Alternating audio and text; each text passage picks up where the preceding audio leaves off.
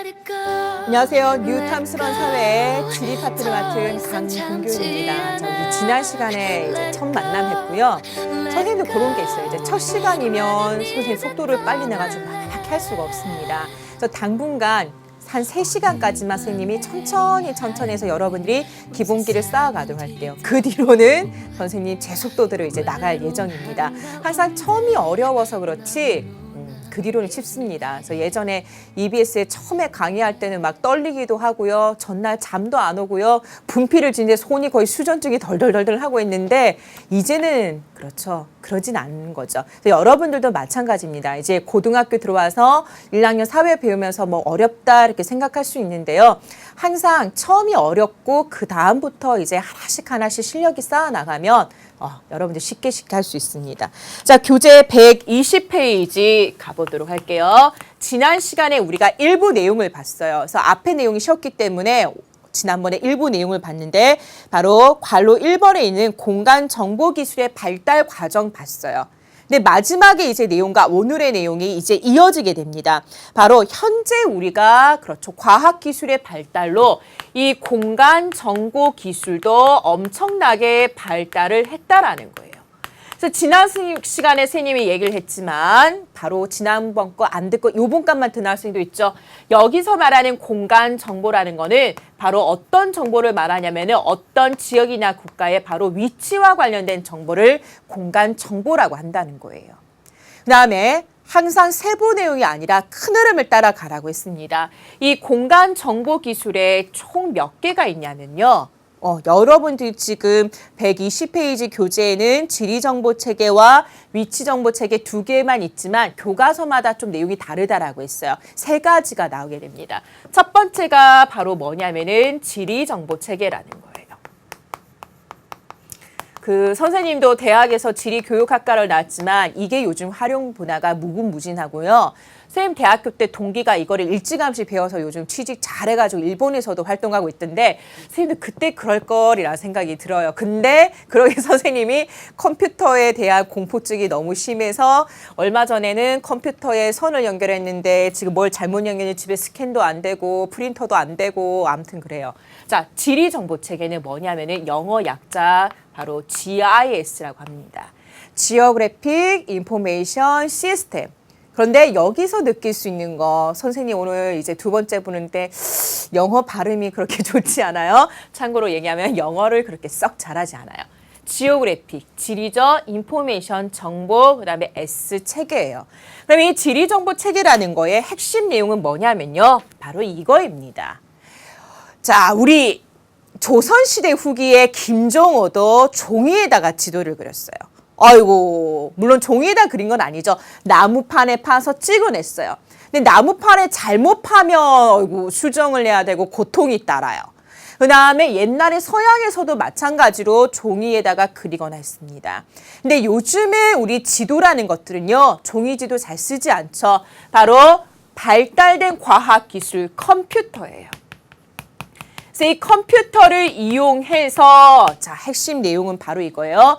우리 다른 정보가 아니라 정치 정보도 아니고 경제 정보도 아니라 컴퓨터를 이용해서 바로 어떤 정보냐면은 이 지리 정보를 수집하고 그 다음에 저장하고 분석하고 출력까지 하는 이 모든 시스템을 우리가 뭐라고 하냐면은 지리 정보 체계라고 해요. 그럼 선생님 부교재도 나오고 여러분들 교재도 있지만 이 지리정보 체계에 가지는 장점이 있습니다. 바로 뭘로 한다라는 거냐면은 컴퓨터로 한다라는 거예요. 종이에다가 그린 거와 달리 컴퓨터에 어떻게 하냐? 어떤 지역의 값을 따다다다다다 줘요. 그래서 이게 되게 웃겨요. 프로그램에 한글과 같은 프로그램이 있어요. 그거 버튼을 누르는데 전 버튼이 있으면 전 버튼 띵 눌러요. 그럼 지도가 점으로 다다다다 찍혀요. 나 점이 좀 뭔가 마음에 안 들어 그러면은 네모난 거 이렇게 이렇게 아이콘 같은 걸 눌러요. 그럼 지도가 네모로 변신해요. 마음에 안 들어. 동그라미 누르면 동그라미 변신해요. 바로 뭐냐면은 정보의 처리 속도가 어떠냐면요. 빨라요. 신속해요. 그 다음에 컴퓨터가 하다 보니까 그렇죠. 사람과 달리 정확성이 따르다는 거예요. 그래서 우리가 이제 중요한 내용은 이겁니다. 이거를 이제 어디에 활용을 하냐라는 거죠. 바로 자 이런 거에 이용해요. 쓰레기 매립장. 아니면 공공도서관, 이러한 여러 시설물에 뭐를 결정하는 데 쓰고 있냐면은 입지를 결정하는 데 쓰고 있다라는 거예요. 그러면 입지는 뭐냐? 땅지자에다가 설립하자. 바로 땅에다가 세우는 거예요. 그래서 어디가 최적의 입지가 되냐 이거를 사람이 하게 되면 속도가 느린데 컴퓨터가 디디디디디 모든 조건을 만족하는 지점은 이 지점입니다 하고 이걸 해준다라는 거예요. 그런데 자, 공부하는 데 있어서 여러분들 바로 키포인트가 있죠. 자, 이 지리정보책이 어떻게 공부해야 되냐면요. 지리정보체계의 장점을 고르시오. 지리정보체계가 종이지도와 다른 점을 찾으시오. 이런 시험 문제는 거의 없다라는 겁니다. 그러면 어떻게 문제를 나오냐? 선생님이 이제 준비된 자료 한번 보도록 할게요. 자, 이게 여러분들 교재 121페이지에 있는 주제탐구 두 번째에 있는 자료예요. 그래서 보면 알겠지만 이걸 용어 어떤 선생님들은 아마 가르쳐 주시고 어떤 선생님은 안 가르쳐 주실 건데요. 여기에 있는 이 GIS의 원리가 있습니다. 바로 뭐라고 부르냐면요. 중첩의 원리라고 해요. 그러니까 GIS의 가장 큰 장점이 바로 뭐냐면 이 중첩이라는 거예요. 그러면 뭐예요? 겹친다는 거죠. 첩. 자, 중복된다. 여러 장을 겹치는 거예요. 여기서 보니까 고객이 어디에 많이 있냐? 도로는 어떻게 있냐? 행정구역은 어떻게 되어 있냐? 자, 이러한 여러 정보예요. 그래서 이러한 정보를 바탕으로 해서 실제 세계가 나타나요. 그러면은 마찬가지로 내가 원하는 조건을 하나 더 넣어서 새로운 조건을 만족하는 걸 찾을 수 있고요. 나는 이거 뺄래. 신속한 게 가능하다라는 거예요. 그래서 아까 말했지만 이 중첩의 원리로 인해서 우리가 뭐를 빨리 결정할 수 있다라는 거냐면은 그렇죠. 입지를 빨리 결정할 수 있다라는 겁니다. 그러면 시험 문제는 어떻게 나오냐? 아까 말했지만 GIS의 원리를 쓰시오. 장점을 고르시오 하지 않습니다. 자, 실제 어느 학교나 출제는요. 요런 패턴으로 이제 출제가 이루어지게 돼요. 자, 2010학년도 대학 수학 능력 시험. 어머. 선생님, 우리한테 너무 가혹한 거 아니에요? 우리는 이제 고등학교 1학년인데 벌써부터 수능 시험 문제를 보여주시다니. 그만하니까 갖고 왔죠. 어느 학교나 이 파트에서는 이렇게 문제는 있어요. 뒤에 탐스러운 교재 좀만 넘겨보면 비슷한 문제 나옵니다. 이게 바로 뭐냐? 지금 보세요. 그림은 땡땡 가족의 주거지 선정을 위한 회의 모습이다. 자, 여기에 들어가 있는 말 보이죠?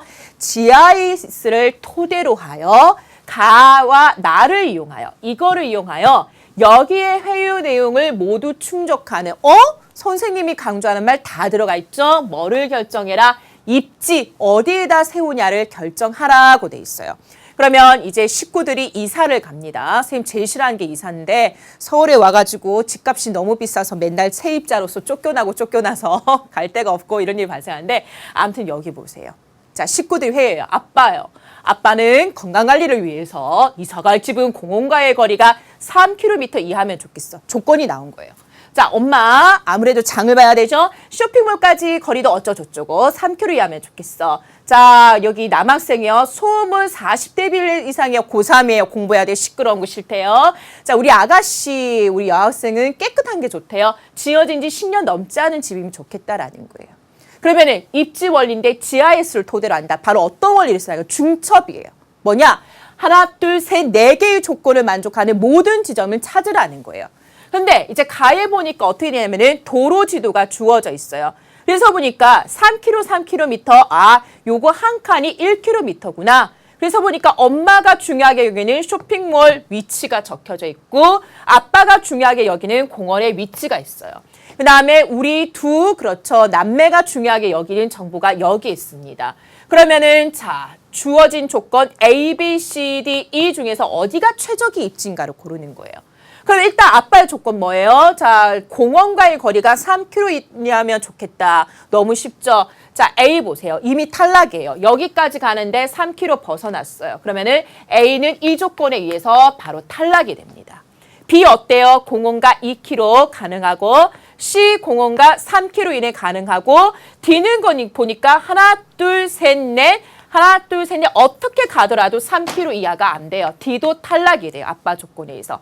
자, 이 하나, 둘, 셋 안에 있어요. 그러면 어떻게 되냐? A와 D가 탈락이 돼요. 그러면 다음부터는 이거는 볼 이유가 없죠. 자, 쇼핑몰까지의 거리가 역시 3km 이하다. B 볼까요? 하나, 둘, 셋, B 탈락돼요. 엄마 조건에 의해서. C 하나, 둘, 셋 돼요. 그 다음에 이제 어떻게 되냐? 2도 하나, 둘, 셋 돼요. 이제 남는 건 C와 2예요. 자, 이제 소음값을 봐야 되는데 40대 10에 2 하면 좋겠다. 근데 이제 우리가 봐야 되는 거는 C와 2예요. 근데 두 개 모두 40대 10에 2 하니까 마지막 조건 10년 이하면 좋겠다. 얘는 12년이 되었고 얘는 8년이 되었으니까 정답은 바로 5번 2입니다. 그러니까 이 문제는 사실 수능에 내든 고1에 내든 어느 학생이나 어렵지 않게 맞출 수 있는 문제입니다. 그래서 선생님 말 들으세요. 자, 지리정보체계 우리 이제 첫 번째 내용 끝냈거든요. 그래서 공간정보기술의 첫 번째 이 지리정보체계는 장점이나 이런 걸 물어보는 게 아니라 저런 식으로 퀴즈 형태로 문제를 출제한다라는 거예요. 그래서 출제 포인트 알아두시면 참 좋겠죠. 출제 포인트가 어떻게 된다. 바로 그렇죠. 입지를 결정하는 문제 퀴즈 형태로 낸다라는 거예요. 그래서 이거는 사실 배운 거 없이도 풀 수가 있는 형태가 됩니다. 자, 두 번째 이제 공간 정보 체계에 가보도록 할게요. 자, 두 번째는 뭐냐면은 비슷해요. 위치 정보 체계라는 겁니다. 자, 여러분들 교재에 보니까 어떻게 됐어요? 영어가 이제 나오고 있죠. 자, G가 뭐예요? 글로벌 포지팅 시스템이에요. 글로벌, 지구적인 포지팅, 위치 시스템이에요. 그래서 바로 우리 많이 들어봤어요. GPS를 장착한 차, 이런 거 많이 들어봤습니다. 그래서 얘와 얘의 차이는 분명히 있어요. 얘는 뭐냐면은 컴퓨터를 가지고 무언가 지도를 그리거나 입지를 결정하는 거고요. 이 위치 정보 체계라는 거는 여러분들 교재에 뭐라고 되어 있냐? 바로 이거를 이용하는 거죠. 저기 대기권에 떠 있는 하늘 위에 떠 있는 인공위성을 이용해서 바로 어떤 차, 배, 비행기에 뭐를 보여주는 거냐면 어디에 위치해 있냐를 보여주는 겁니다. 그래서 이거를 장착한 차, 그래서 선생님이 사실 제일 좋아하는 게 이제 뭐냐면 미드예요. 그래서 범죄 드라마라든가 여러 가지 추격신을 보면 어떻게 돼요? 그 차는 다행히 GPS가 장착돼 따라서 지금 그 사람 어디 도망가는지 알 수 있어요. 바로 이런 내용이 되는 거예요. 그래서 이 GPS를 장착한 차, 이런 겁니다. 그래서 보면 알겠지만 얘는 무엇보다 바로 여기에 있죠. 바로 어디에 주로 이용이 되냐 하면은 여기에 이용이 돼요. 교통수단에 이용이 됩니다. 그래서 교통수단에 자동 항법 장치 이런 게 나왔고요. 그러니까 자동으로 항로를 결정해주고 이런 거죠. 그래서 바로 뭐예요? 여러분들이 일상생활에 알고 있는 이거예요. 내비게이션 같은 것들이에요. 그래서 이 내비게이션이 대표적으로 그렇죠. 나의 위치를 알려주면서 내가 가야 할 길, 빠른 길, 막히는 길, 또 빠른 길 이러한 것들을 알려주는 겁니다. 그래서 위치 정보 체계는 인공위성을 활용해서 주로 교통순환에 쓰이는 거구나. 여러분들이 이렇게 알아두시면 돼요. 자, 교재는 없지만 자, 교과서가 종류마다 내용이 좀 다르거든요. 하나가 뭐냐면은 이거예요. 원격 탐사라는 거예요. 그래서 요거는 승희님이 자료실에 올려준 부교재에 보면 나옵니다. 바로 우리가 뭐라고 부르냐면은 자, 리모트. 우리 리모컨이라고 하죠. 멀리서 조정하는 거. 그 다음에 센싱이라고 해요. 자, 이 리모트 센싱을 이용해서 우리가 하는 건데요. 자, 말을 보세요. 원격이 뭐예요? 원이죠. 리모트. 바로 얘는 뭐를 이용하는 거냐? 두 가지예요. 항공기, 그 다음 인공위성을 이용하는 게 바로 이 리모트 센싱, 원격 탐사입니다. 그러면 말을 잡으세요. 멀리 떨어져 있는 지역에 대해서 뭘 한다라는 거예요? 탐사를 하게 돼요. 그러니까 자, 비행기가 높이 떠서 여기는 산이 이렇게 생겼네, 하천이 이렇게 생겼네, 사진을 찍어요. 그 다음에 인공위성 사진은 요즘 원체 발달해서 여러분들 사는 집까지 다 보이는 거죠. 3차원으로 이거를 찍을 수가 있어요. 그러면 보통 선생님들이 좋아하는 내용이 뭐냐면요. 요 내용. 아까 봤듯이 퀴즈 내는 거고요. 그 다음에 요 내용도 많이 내요. 어떻게 출제를 하냐. 원격 탐사에 바로 이거를 많이 물어봅니다. 장점을 많이 물어봐요. 선생님들이. 그러면 원격 탐사의 장점은 뭐냐. 자, 인간의 접근이 어려운 지역이에요. 인간의 접근이 힘든 지역을 쉽게 쉽게 탐험할 수 있는, 보세요, 탐사죠. 이거예요. 예를 들면은 뭐냐? 자, 인간이 접근이 힘든 세계 최대의 사막, 바로 뭐가 있습니까? 사하라 사막이에요. 사하라 사막이 얼마나 크냐면은 이게 동서로 6,400km, 남북으로 1,100km라 돼요. 근데 이게 누가 사람이 걸어서 사진을 찍고 하면 정보 쉽게 얻을 수가 없어요. 항공사진도 좀 힘든데 인공위성이 한 방에서 와우, 아프리카가 이렇게 있는데 사하라 사막이 이만큼 있거나, 그러면서 사하라 사막이라는 거 원체 건조하니까 거기를 낙타를 데리고 물을 이고 가도 거기를 어떻게 탐사를, 목말라요. 그렇죠? 이렇게 된다라는 거예요. 인간의 접근이 힘든 지역에 대해서 탐사가 가능해요. 자, 또 장점 이거 많이 물어본다고 했죠. 뭐냐면은 주기적인 변화를 관찰할 수 있어요. 그러니까 인공위성이 어때요? 지구를 쫙 이렇게 주기적으로 돌죠. 그래서 우리가 옛날에 1년 전에는 사하라 사막이 이렇게 있었다. 근데 1년 뒤에 보니까 여기 사하라 사막이 아닌 초원지대도 사막으로 바뀐다.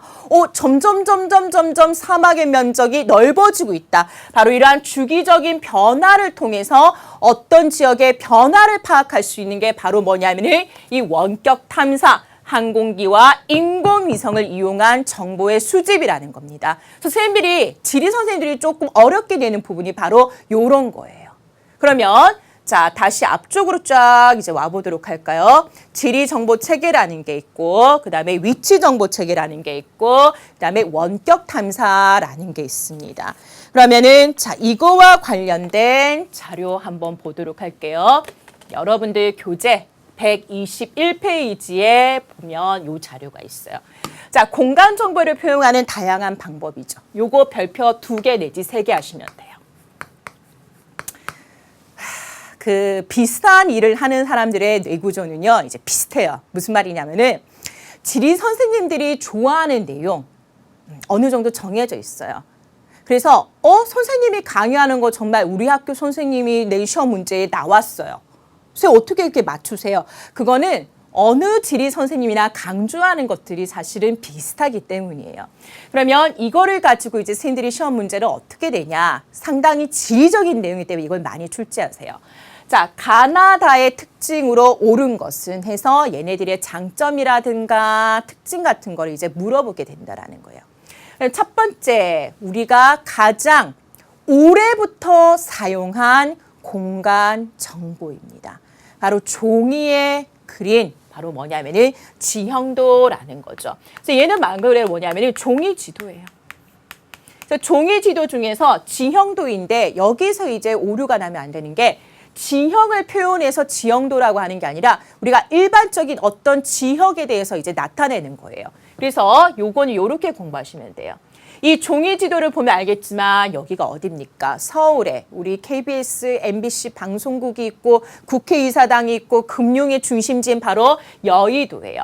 그래서 바로 한강이 만들어도 사실 이게 섬이에요. 그래서 여의도라고 하거든요. 그러면 한강이라는 이 여의도라는 바로 얘의 뭐가 보이냐면은 자연 환경이 보여요. 그래서 이 종이 지도를 통해서 우리가 뭘 할 수 있냐면 어떤 지역의 자연 환경을 알 수 있습니다. 그리고 보니까 어떻게 했냐? 서강대교, 마포대교 다리가 있고요. 여기에 여의도역도 있고요. 어쩌고 저쩌고 63빌딩도 있고요. 바로 우리가 도로라든가 건물과 같은 어떤 지역의 인문 환경을 알 수 있어요. 근데 이제 종이 지도는 어때요? 고대로부터 사용해온 가장 전통적인 건데요. 자, 교재에도 있지만 이 종이 지도는 읽는 방법을 알고 봐야 한다는 거예요. 그래서 실제 땅을 줄였죠. 여기에 있어요. 바로 뭐냐? 0에서 500m 돼 있죠. 요만큼이 실제 500m라는 거예요. 그러면은 요렇게 갖고 와서 요거 500m구나. 요거는 1km가 넘는구나. 바로 지도에 실제 땅을 줄인 비율 축척을 알아야 돼요. 그 다음에 각각이 나타내는 바로 뭘 알아야 되냐면은 기호를 알아야 돼요. 그 다음에 방위. 보통 지도의 위쪽이 북쪽이다. 이런 방위 여러 가지들을 알아야 읽을 수 있는 게 바로 종이 지도라는 겁니다. 그 다음에 여긴 없지만 등고선도 들어가고요. 그러니까 얘가 익숙하지 않아요. 여러분들에게. 왜? 여러분들은 선생님과 세대가 다르니까. 선생님 어릴 때 여행 갈 때만 하더라도 우리 아빠랑 이렇게 여행 갈 때 내비게이션 이런 거 아예 없었어요. 아빠가 길을 어떻게 찾아갔냐? 정말 종이 지도를 보고 찾아갔어요. 이런 정보가 필요한 거죠. 그러면 이거는 자, 옛날 거고 이제 과학기술의 발달로 등장한 게 바로 뭐냐? 자, 얘가 중요하겠네요. 위성 자료라는 거예요.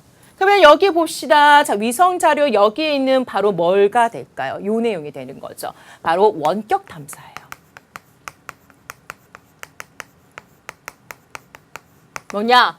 위성, 인공위성을 이용한 거예요. 항공사진도 이와 비슷해요. 그럼 얘의 장점은 뭐냐면은 실제 얘는 그렇죠. 종이에 그렸기 때문에 입체적이 않다라는 거예요. 근데 얘는 바로 뭐냐? 3차원 상당히 입체적이다. 그래서 실제적이다라는 거예요. 그 다음에 아까 말했겠지만 자 이게 뭐냐? 인공위성이 찍은 영상인데 작년이에요. 근데 올해요. 그래서 예를 들어서 어머 올해 거 작년 비교해보니까 여기에 다리가 하나 더 넣어버리네. 사실 서울시청에 들어가도 이런 서비스 바로 제공하고 있습니다. 바로 뭐를 할 수 있냐면 어떤 지역에 바로 이거를 쉽게 파악할 수 있다는 거예요. 뭐 변화 모습을 바로바로 파악할 수 있다. 아까 쌤 뭐라고 했어요? 주기적인 관찰을 통해서 바로 지리적인 변화를 파악할 수 있는 게 뭐냐면은 이 위성 자료가 가지는 장점이 돼요. 얘의 장점을 선생님들이 보통 되게 많이 물어보셔요. 바로 뭐냐? 원격 탐사, 변화 모습을 알 수 있다라는 겁니다. 그 다음에 인터넷 지도, 요것도 바로 뭐예요? 지난 시간에 배운 내용과 연결이 되죠.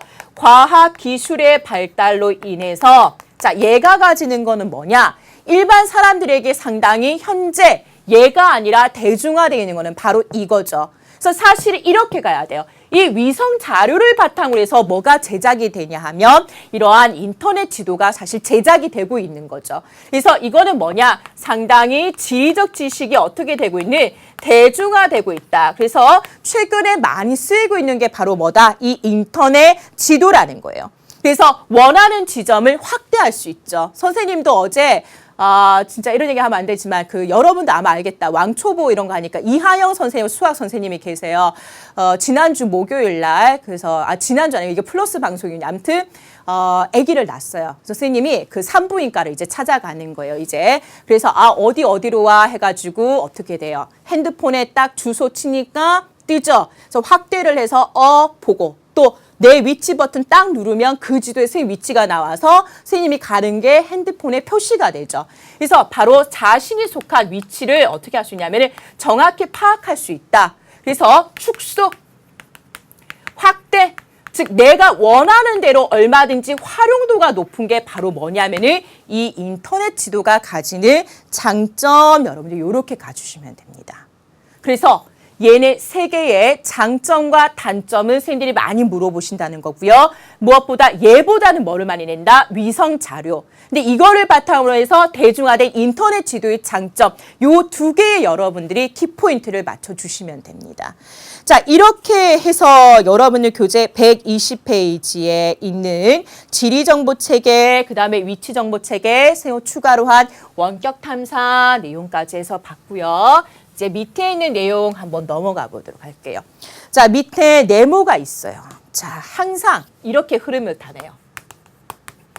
공간, 정보, 기술. 지금 선생님이 몇 개를 보여줬냐면은 3개를 봤어요. 그래서 이런 게 있더라는 거예요. 근데 이런 거 우리가 쓰고 있다라는 거예요. 그 결과 이 공간, 정보, 기술이 우리에게 쉽죠? 어떤 영향을 줬냐 이제 들여다보면 돼요. 근데 선생님이 항상 말했지만 나쁜 게 있고 좋은 게 있고 항상 100%는 없다라고 했어요. 긍정적인 것도 있고 부정적인 것도 있죠. 자, 첫 번째 볼 거 교재 그대로 갑니다. 긍정적인 면 한번 보도록 할게요. 아까 있어요. 인터넷 지도 어때요? 조선시대만 하더라고요. 서적, 책 구하는 거 쉽지 않아요. 그래서 왜? 일일이 손으로 쓰니까 그 값이 비쌌단 말이에요. 근데 요즘은 바로 이러한 고급 정보들이 다 어떻게 되고 있냐면 대중화되고 있다라는 거예요. 그래서 여러분들이 그 기억을 해야 되는 말은 바로 공간 정보에 뭐가 일어나고 있다? 대중화예요. 자, 스님이 여름에 제주도를 여행 간다. 그러면은 앱이죠. 앱이 깔려가지고 거기 보면 제주도의 올레길이 지도로 다 표현이 되고 제주도 맛집 위치가 표현이 되고 주소까지 뜨는 바로 정보에 있어서의 대중화가 일어나고 있다라는 게 가장 큰 장점입니다. 그래서 그 예가 뭐냐? 아까 말했지만 자동 한법 장치 바로 잘 알고 있는 게 이거죠. 바로 내비게이션이에요. 우리가 가장 익숙하게 쓰는 거, 이러한 것들이 대중화에 공헌하고 있는 거죠. 그래서 활용, 기해인이라든가 이런 것도 여러분이 그냥 쭉 읽어보시면 되고요. 이제 부정적인 거 한번 볼게요. 자, 긍정적인 거 워낙 쉬우니까 넘어가도 되고, 부정적인 거 어떤 거 있습니까? 그렇죠. 불법 정보 수집이라는 거예요.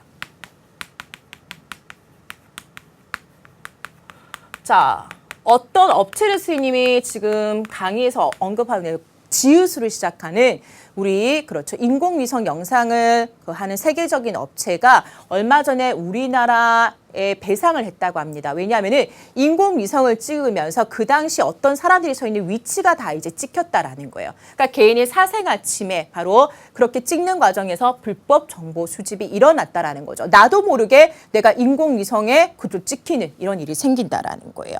그래서 이런 걸로 인해서 바로 뭐냐면은 여기서 이제 기억해야 되는 말은 바로 뭐냐면은 사생활 침해 이거는 원체 쉽죠. 그래서 이러한 거를 막기 위해서 어떻게 해야 되냐 그냥 쭉 읽어보면 돼요. 정보 윤리 교육을 강화해라. 그 다음에 자 악용할 수 있는 방지법을 만들어라. 이런 걸 쉽기 때문에 시험 문제 나와도 여러분들이 이제 쉽게 맞출 수 있습니다. 그래서 이 페이지 이렇게 간단하게 넘어가고요. 이제 뒤로 넘어가도록 할게요. 선생님 숨도 조금 고를게요. 자, 쭉 해서 이제 오늘의 큰 흐름 하나 끝났습니다. 자, 122페이지 내니까 넘기니까 중단원 1의 세 번째 주제에 나오고 있어요. 바로 뭐냐? 선생님 지금 흐름 이어가는 거 보세요. 35강에서 배운 게 바로 뭐였냐면은 과학기술의 발달이에요. 이게 중단원 1의 첫 번째 주제였죠. 그래서 과학기술의 발달로 우리 지금 오늘 하고 있는 두 번째 뭐가 발달했다? 공간정보기술이 발달했다. 그래서 우리가 살고 있는 사회는 뭐가 중심이 되는 사회냐면은 바로 정보가 중심이 되는 정보화 사회로 이러한 기술의 발달 덕택에 변화했다. 그러면은 첫 번째 주제, 두 번째 주제, 세 번째 주제가 다 연결돼 갈 수 있어요. 교과서가 원래 그렇게 짜여져 있어요. 흐름을 타서. 그러면 자, 바로 교재 122페이지에 있는 정보화에 따른 변화, 그 다음에 문제점 해결 방안 쭉 가보도록 할게요. 자, 그러면 내용 한번 가보도록 하겠습니다. 자, 정보화의 뜻을 먼저 알아야겠죠. 선생님 만든 부교재에도 있지만 바로 뭐냐면은 이거예요. 사회생활, 그러니까 우리가 일상생활에서 바로 뭐를 쉽게 이용하는 사회를 말하냐면은 정보통신 기술을 쉽게 이용하는 걸 말해요. 그러면 정보통신 기술의 대표적인 뭐냐? 정보를 다루는 컴퓨터, 휴대폰과 같은 기술에 의해서 이러한 것들을 우리가 정보화 사회라고 합니다. 자, 관로 2번 선생님 부교재에 돼 있는데요. 이 정보화 사회에 이제 뭐를 또 알아야 되냐면은 이제 이거를 알아야 돼요. 얘의 그렇죠. 정보화 사회에 바로 뭐가 있냐면은 특징이 있습니다. 그래서 선생님들이 여기서 또 문제를 많이 내세요. 정보화 사회의 특징으로 옳지 않은 것. 그 다음에 공간정보 기술의 발달로 나타난 현대사회의 특징이 아닌 것. 이제 이런 식으로 선생님들이 문제를 꾸린다라는 거예요. 그러면은 자, 정보화 사회의 특징, 개인적인 측면에서 보면요. 이제 어떻게 되냐 하면은 업무 처리가 어떻게 되냐면은 효율적으로 바뀌었다라는 거죠. 그 다음에 신속하게 바뀌었다. 이제 이런 내용이 답니다. 그 다음에 두 번째 뭐냐? 자, 요거 많이 나오죠. 우리 SNS 선생님은 컴퓨터도 무수하고 앉아서 이런 건 잘 안 하는데요. 그래서 요즘 우리 이런 걸로 뭐 해요? 그렇죠. 사회적 관계를 맺고 있죠. 그래서 사회관계가 어떻게 되냐면은 되게 확대되고 있다는 거예요. 내 친구의 홈페이지로 갔더니 이런 사람이 있네. 이 사람이 귀농을 해서 토마토를 잘 기르고 있네. 이 사람한테 한번 주문해 볼까. 이런 사회적 관계가 그렇죠. 사이버 공간상에서 이루고 있다는 거예요. 그 다음에 이거요. 여가 생활이 어떻게 되고 있냐면요. 다양하게 되고요. 그 다음에 확대가 되고 있어요. 이거 무슨 얘기인지 모르는 학생들 선생님 제대로 설명하면요. 쌤 작년 여름에 이제 꽃보다 할매로 그 촬영한 이제 크로아티아 갔어요. 근데 희한하게 꽃보다 할배 촬영한 파리에서 한 3, 4일 있다가 꽃보다 할매 촬영한 크로아티아를 어떻게 하다 우연찮게 나왔어요. 그리고 방송이 나오더라고요. 근데 거기서도 스님은 뭘 했을까요? 노트북과 휴대폰을 두고 가서 휴대폰에 무선 인터넷 그거를 이용해서 거기서 크로아티아 파리에서도 수강후기 댓글을 달아요. 그게 없었다면 스님이 여행을 어떻게 가죠? 열흘 여행 가면 나 수강후기 댓글 못 다는데 우리 애들 얼마나 기다리는데 근데 여가 생활을 선생님이 누리는 게 확대가 되고 다양화된다라는 거예요. 그 다음에 이제 뭐가 있냐면은 자, 요게 핵심입니다. 시공간 제약이 감소한다는 거예요. 시간적 제약. 옛날에는요. 컴퓨터가 무언가 안 해줄 때는 회사 문 닫네. 7시에 퇴근해야 되네. 일을 싸들고 갈까? 이랬는데 요즘은 외장형 하드에 저장을 해서 집에 가서 얼마든지 편하게 할 수 있고 그다음에 교통의 발달로 그렇죠. 이러한 바로 시공간 제약이 감소한다는 거예요. 그래서 이러한 개인적인 변화가 나타나고 있다라는 거죠. 그다음에 국가전 차원에서는 어떻게 되냐? 자, 이게 중요하게 돼요. 이제 개인적 차원보다. 자, 한마디로 얘기를 하면요. 이거는 딱 3글자로 다 모든 거를 커버할 수 있습니다. 뭘까요? 맞출 수 있어요.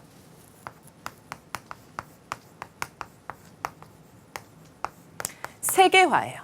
그래서 신기하게도 이제 요거 배우고 나서 이제 좀 있다 보면요. 우리 대단원 4회 또 이제 세계화에 대한 내용이 나요. 바로 정보통신 기술의 발달로 세계화가 점점 가속화되고 있다라는 거예요. 그래서 어떻게 되냐? 바로 이거죠. 자본화 서비스의 이동이 되게 자유롭고 활발해지고 있다라는 거예요. 그래서 과거에 불가능했던 금융의 세계화도 일어나죠. 왜? 인터넷 뱅킹 이런 것들. 그다음에 서비스. 특히나 현재 어떤 거 하냐면 이게 증가해서 서비스죠. 바로 세계적인 문화 교류가 어떻게 되고 있냐면 확대되고 있다는 거예요. 대표적인 거 정말 우리 많습니다. 바로 뭐예요? 강남 스타일, 그쵸? 소녀시대. 그 다음에 우리나라 가수들, K-팝이라 불리는 바로 이러한 한류 영풍이 대표적인 뭐냐면요. 국가적인 그렇죠. 변화 모습이 된다라는 거예요. 그래서 문화 교류가 확대되면서 세계 각국의 문화 접촉이 늘어나고요. 그 다음에 대중문화가 확산되고 있고 전통문화 역시 다른 지역에 알려지기도 하는 이러한 바로 핵심 내용. 세계화가 확대되고 있다. 여기에 여러분들이 키포인트를 맞추셔야 돼요. 그러면 자 정보화 사회의 특징 개인적인 측면, 국가적인 측면 이제 한번 봤고요. 자 다음 내용 가보도록 하겠습니다. 선생님 부교재에 이제 만들어놨는데요. 자, 이 바로 정보화로 인한 변화예요. 그런데 교과서마다 내용이 원체 많아서 업무 경제에서 내용을 쫙 이렇게 분야별로 한번 봤어요. 그래서 업무 분야에서의 변화는 원체 내용이 쉽죠. 재택근무가 가능해졌다라는 거예요. 그다음에 전자결제 시스템, 화상회의예요. 그러면 위에 있는 3개가 중요한 게 아니라 바로 밑에 있는 내용이 중요해지는 거죠. 업무를 위한 뭐가 감소하게 되냐면은 공간 이동이 감소하게 돼요. 그러니까 굳이 회사까지 가지 않게 되면서 교통수단을 이용하는 시간도 줄어들게 되고 그로 인해서 교통 혼잡도 어느 정도 해소가 되고 개인에게도 여가 생활이 늘어나는 여기에 키포인트가 있는 거예요. 그러니까 이렇게 우리가 표현하는 말이죠. 바로 시공간의 제약이 어떻게 되었다, 축소되었다. 시험 문제 보면 이런 말들이 이제 많이 들어가게 됩니다. 자, 경제 분야에서의 변화, 이거 시험 문제 많이 나와요. 뭐냐면은 실제 고3 언니 오빠들이 배우는 한국지리에서 메인 내용 중에 하나가 요즘 최근에 유행하고 있는 바로 이 특징을 물어봐요. 뭐냐? 전자상거래의 확대라는 겁니다. 전자상거래가 뭐예요? 전자기기를 이용해서 상거래하는 또 인터넷 쇼핑, 홈쇼핑, 요즘은 스마트폰으로 이용해서 쇼핑을 하죠. 바로 이게 전자상거래예요. 그럼 이 전자상거래는 어떻게 되냐면은 바로 이거죠. 물건을 판매하는 사람이에요. 그래서 소비자와 물건을 판매하는 이 판매자가 직접적으로 만난다, 안 만난다, 안 만나도 된다는 거예요. 그러면서 바로 또 뭐가 이루어지냐면은 그렇죠. 이것도 마찬가지. 시공간 제약이 없어요. 24시간 이용할 수 있고 또 요거를 뭐로 부르냐면은 무점포 판매라고도 부릅니다. 점포가 필요 없다라는 거죠. 그래서 유통구조에서의 변화가 일어난다. 자, 요거를 또 선생님이 강조한 셈이 있는데요. 이거로 인해서 같이 발달한 산업이 바로 뭐냐면은 이거겠죠. 택배 산업의 발달을 가져왔다라는 거예요. 이 정보통신의 기술이 바로. 그래서 구매 활동을 위한 공간 이동, 내가 직접 상점까지 가지 않고 우리 집에서 물건을 구매할 수 있다는 거. 그다음에 기업의 입장에서는 바로 이거죠. 과거에는 제주도까지 못 가던 것도 제주도 사람들이 인터넷 쇼핑으로 할 수 있고, 그다음에 저기 속초에 가면은 유명한 닭강정이 있어요. 그래서 그 닭강정 있는데 그거를 그렇죠. 택배로 받아볼 수 있고 그저 가지 않더라도 이런 거예요. 그래서 도소매업, 물건 파는데 입지의 제약이 감소한다라는 겁니다. 그다음에 문화체험활동 분야에서는 인터넷이라든가 스마트폰을 이용해서 여러 프로그램들을 관람할 수 있어요. 그래서 유튜브 같은 거를 통해서 다른 지역의 어떤 사람이 연주한 거, 또는 반대로 세계의 다른 사람들이 우리나라의 한류 열풍을 즐기는 거 이런 거죠. 그다음에 원격 교육 이런 것들, 먼 거리에 있는 도서 지역에. 그러니까 이게 대표적인 뭐예요? 인터넷 인강입니다. 인강. 그렇죠. EBS. 그래서 산지, 벽지, 오지 학생들 공부할 수 있는 거. 이렇게 되면서 국제문화 이해가 증대된다. 그래서 문화에 뭐가 일어나고 있다? 여기에 핵심 이 말이 들어가야겠죠. 바로 문화의 세계화가 일어나고 있다. 이렇게 가면 돼요. 그 다음에 요거는 선생님이 교과서를 보니까 어떤 교과서 있고 없고 하던데요. 자, 이것도 어차피 우리 김건태 쌤 하시는 내용과 사실 연결이 되죠. 바로 사이버 공간을 통해서 의사표현을 합니다. 어디에서? 정치예요. 그래서 우리 지역에 이런 것 좀 했으면 좋겠습니다. 국회의원님들에게 이런 거 바랍니다. 과거와 달리 이런 변화가 나타나요. 그래서 정치 참여의 기회가 확대되면서 자, 이것도 어떤 문제집에 나오더라고요. 바로 수직적인 권력이 아니라 어떤 권력으로 바뀐다? 그렇죠. 수평적인 권력이라는 거예요. 옛날에 권력하면은 딱딱 위계 질서가 있어서 국회의원이 높고 하지만 요즘은 어떻게 되는 거야? 수평적인. 바로 이러한 거를 갖고 온 게 바로 뭐다? 정보화 사회의 특징이라는 겁니다. 그래서 각각 분야에서의 변화 이런 거 알아놓으시면 되고요. 특히 선생님이 이렇게 좀 키포인트 맞춰서 한 거를 위주로 해서 여러분들 봐주시면 됩니다. 자, 그러면은 1번 내용 끝났고요. 122페이지에 이제 내부 내용 가보도록 할게요. 지난 35강과 사실은 흐름이 같죠. 자, 이렇게 하면서 우리가 정보화가 여러 가지 이제 이용이 되고 있어요. 여러 분야에서.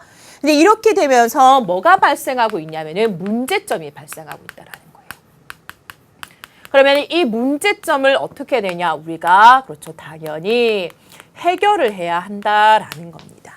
그래서 선생님이 이제 요거를 한번 가보면요. 첫 번째 문제죠. 인터넷과 스마트폰에서 이제 뭐가 일어나고 있냐면은 중독이에요. 중독. 물론 선생님은 어른이라서 이게 좀 덜하지만 사실 학교에서 여러분들이 많이 경험하는 게 바로 뭐냐면 이거죠. 선생님들이 여러분들 어떤 학교는 어떻게 해요? 아침에 딱 학교 오면은 스마트폰 딱 다 수거해서 여러분들 종례 때 나눠주기도 합니다. 바로 여기에 중독돼 있다는 거예요. 그래서 어떨 때는 마치 전화 소리가 울리는 것 같이 막 들리기도 하죠. 그러면 이 중독을 해결하기 위한 방안, 자, 문제 따로 보고 해결 방안 따로 보지 말고요. 한꺼번에 보면 돼요. 그럼 어떻게 되냐? 개인의 경우는 그렇죠. 내용은 되게 간단해요. 의존도를 낮추라는 거예요. 이거는 개인이 할 수 있는 거고요. 학교에서도 할 수 있죠. 바로 뭐예요? 그렇죠. 교육을 실시한다라는 거예요. 쉬운 내용이고요. 자, 두 번째 문제가 뭐냐면은 개인정보 유출이에요. 우리가 여러 곳에 가입을 하거나 이러한 걸로 인해서 정보가 유출되고 있습니다. 그러면 뭐냐? 정보가 그렇죠. 어느 정도 가치를 가질 때 우리가 판매를 하고 유출이 되는 거죠. 그래서 여기에 대한 해결은 바로 뭐냐면은 이거는 일반 개인이 할 수 있는 거는 별로 없고요. 정보가 되는 거예요. 그래서 법이라든가 그다음에 제도를 어떻게 해야 되냐면은 보완해야 된다. 그래서 정보를 다루는 법 이런 거를 강화해야 된다라는 거, 처벌을 보다 더 많이 이제 해야 된다라는 거예요. 자, 세 번째가 바로 뭐냐면은 사이버 폭력입니다.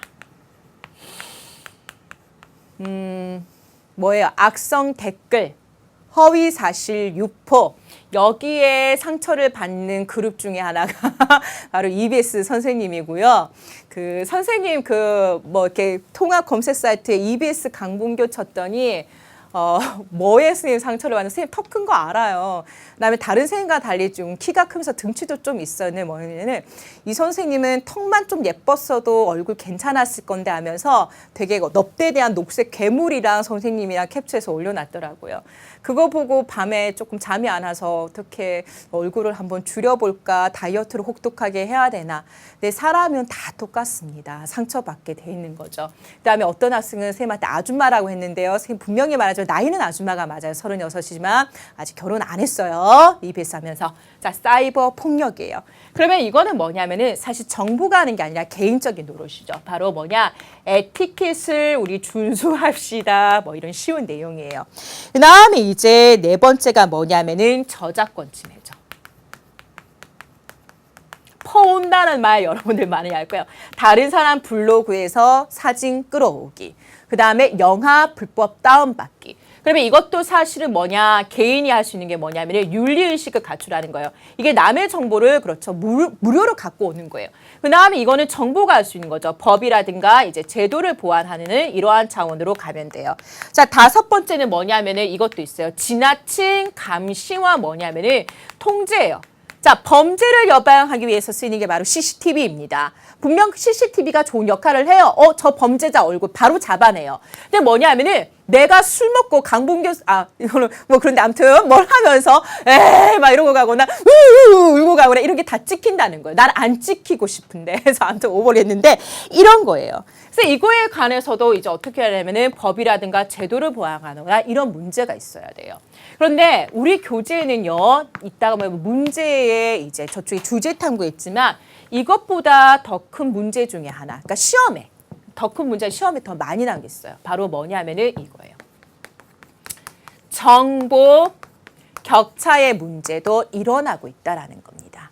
그러면은 얘는 자, 시험에 많이 나오기 때문에 우리 교재에 주제 탐구 마련돼 있거든요. 그 자료를 가지고 스님이 한번 본격적으로 더 내용을 한번 들어가 보도록 할게요. 자, 교재 23페이지에 있는 내용, 이것도 문제점 중에 하나예요. 자, 계층에 따른 정보 격차가 생겨난다라는 겁니다. 자, 여러분들과 같이 젊은 사람들은 어떻게 돼요? 정보통신기기 잘 이용하지만 대체적으로 어떻게 되냐면은 고연령층이죠. 그래서 노년층이에요. 그래서 이 할아버지, 할머니들이 아무래도 통신기기를 다루는 데 힘들다 보니까 노년층과 젊은층 간의 세대 격차라든가 정보 격차가 발생하게 돼요. 그 다음에 또 어떤 문제가 생기냐면은 저소득층이에요. 왜? 고소득층에서는 컴퓨터라든가 뭐 태블릿 PC라든가 스마트 휴대폰을 이용할 수 있지만 저소득층에서는 이러한 정보통신기기를 구매할 수 없는 경우가 많기 때문이라는 거예요. 그래서 바로 이러한 문제, 계층에 따른 정보 격차가 발생하고 있다라는 거, 여기에 대한 글이 됩니다. 그래서 내용을 보면 어떻게 되냐. 자, 이러한 정보 격차를 줄이기 위해서 지금 전라남도 땡땡군이 이러한 무료 교육을 한다라거나 하고 있다라는 거예요. 그래서 정부라든가 지방자치단체에서 노력을 해야 하는 것 중에 하나가 이러한 정보 격차를 줄이는 데 노력을 해야 한다라는 겁니다. 자, 여기까지 해서 드디어 어떻게 됐냐면요. 중단원 하나 이제 끝이 난 거죠. 그래서 여러분들 항상 어떻게 되냐면 마무리해야 되는데요. 지금 자료를 하나 놓쳤군요. 그 밑에 있는 123페이지는 정보화와 감시 사회인데요. 별거는 아니고 아까 말한 뭐예요. 여기도 있지만 CCTV입니다. 개인 사생활 침해 문제가 있는, 그래서 이런 사진 주고 이거의 문제점은 뭐냐 이렇게 물어볼 수 있는 거죠. 자, 이렇게 해서 중단원 1단원 끝났고요. 자, 여기에 맞춰서 이제 마무리 깔끔하게 정리하도록 하겠습니다. 참고로 지금 여기에 있는 거는 선생님이 만든 게 아니고요. 여러분들 탐스러운 교재에 되게 제대로 활용할 수 있는 방안이 있어요. 어떻게 되냐면은 뒤쪽에 가면은 우리 대단원 마무리라고 해서 나오거든요. 그래서 교재 152페이지입니다. 152에 가면은 이 대단원 마무리가 있는데요. 여러분 이런 거 잘 안 보더라고요. 근데 아니에요. 왜 이렇게 페이지를 2페이지나 마련했냐? 핵심 내용을 깔끔하게 파악할 수 있기 때문이에요. 그러면은 자, 첫 번째 우리가 배운 게 있어요. 과학, 기술, 이 네 글자 바로 지난 35강에서 한 거예요. 그래서 여기에서 핵심 내용은 뭐냐? 인류의 3대 혁명인데 그중에서 우리가 관심을 가져야 할 건 바로 이거였어요. 바로 정보화 혁명이라고 해서 정보화 사회라고 불렀어요. 그래서 이 정보화 사회의 특징은 뭐냐면은 토지라든가 노동력이 중심이 되는 게 아니라 지식과 정보가 바로 새로운 부가가치를 만들어낸다라는 겁니다. 선생님이 추가적으로 사를 덧붙여주면 자, 요런 교과서도 있더라고요. 그 결과 우리가 뭐를 강조하냐면은 지식 기반이 되는 기술을 강조하더라 이런 게 나와요. 자, 과학기술의 발달에 따른 이제 영향이 나오고 있어요. 과학기술이 발달하면서 인간 생활, 그다음에 자연 환경에 그렇죠. 분명히 영향을 줬어요. 근데 사실은 여기에서의 핵심 중에 가장 많이 나온 뭐냐면은 과학기술의 발달에 따라서 인간 생활에서는 어떤 바로 인간 배아 복제와 같은 윤리적인 문제가 나타난다라는 거예요. 자, 자연환경에서는 뭐냐? 생태계 파괴가 나타나게 되면서 혹시 기억나십니까? 바로 생태계로 돌아가는 생태계를 중시 여기는 생태 중심주의적 사고도 있었다. 이렇게 가시면 되고요. 똑같은 말로 인간과 자연을 바라보는 데 있어서 바로 어떤 입장이었냐면은 생태학적 입장이다. 이렇게 불렀습니다. 자, 그 결과 이러한 문제가 나타났기 때문에 과학기술의 바람직한 그렇죠 활용을 위해서 이러한 거 있다. 이거를 원체 쉬우니까 각자 읽어보시면 되는 거예요. 그러니까 키포인트를 여기에 좀 맞추셔야 돼요. 자, 그 다음 이제 중단원 2단원입니다. 자, 이제 과학이 아니라 공간 정보죠. 과학기술의 발달에 따라 공간 정보가 발달하더라. 그런데 자, 지도도 만들고 나침반 항해도 나오지만 이거는 과거의 얘기고요. 키포인트를 어디에 맞춰야 되면 현재죠. 현재는 뭐냐? 인공위성과 하나 덧붙이면 항공사진이었고요. 이거를 방금 배웠는데 기억 안 나죠? 그렇죠. 원격 뭐라고 한다? 탐사라고 한다. 그래서 이러한 원격 탐사를 통해서 지리적인 정보의 변화 모습, 주기적인 것, 인간의 접근이 힘든 지역을 탐사할 수 있다라는 거였어요. 그래서 지도의 다양한 변형이라든가 3D 기술을 활용하는데 이 지도의 다양한 변형이 가능한 즉 지리 정보를 컴퓨터를 이용해서 중첩의 원리를 이용해서 최적의 입지를 효율적으로 찾아주는 게 바로 뭐였냐면은 GIS라 불리는 지리 정보 체계였다. 그래서 얘를 실제 퀴즈 형태로 문제를 낸다. 이렇게 가주시면 돼요. 그래서 이 공간 정보를 활용해서 자동차의 내비게이션이라든가 이러한 걸 하고 근데 이러한 공간 정보를 활용하다 보니까 바로 그렇죠. 사생활 침해라든가 이러한 문제가 나타난다는 거였습니다. 자, 마지막 세 번째 중단원이죠. 자, 정보화로 인한 삶의 변화예요. 그래서 정보화의 의미는 뭐냐? 사실 처음에 배운 거죠. 농업사회, 그다음에 뭐 산업사회를 거쳐 정보화 사회는 똑같은 내용이에요. 지식과 정보가 중요한 사회더라라는 거예요.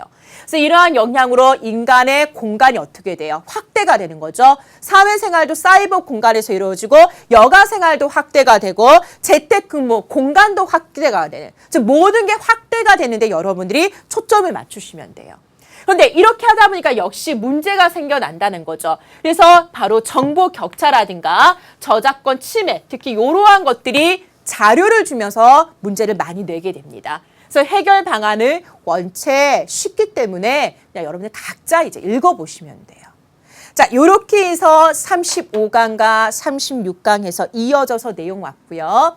오늘 배운 36강 내용, 자, 뽕큐 한번 보도록 할게요. TS. Yeah, come on. Joey Crack the Dawn, Thalia. TM. You're just another winner. 자, 이렇게 35강, 36강 영리어서 이제 내용을 봤다면요. 바로 다음 강입니다. 37강에서는 과학기술의 발달과 정보화와 관련된 기본 심화 문제 모두 한번 풀어보도록 하겠습니다. 수고 많으셨습니다.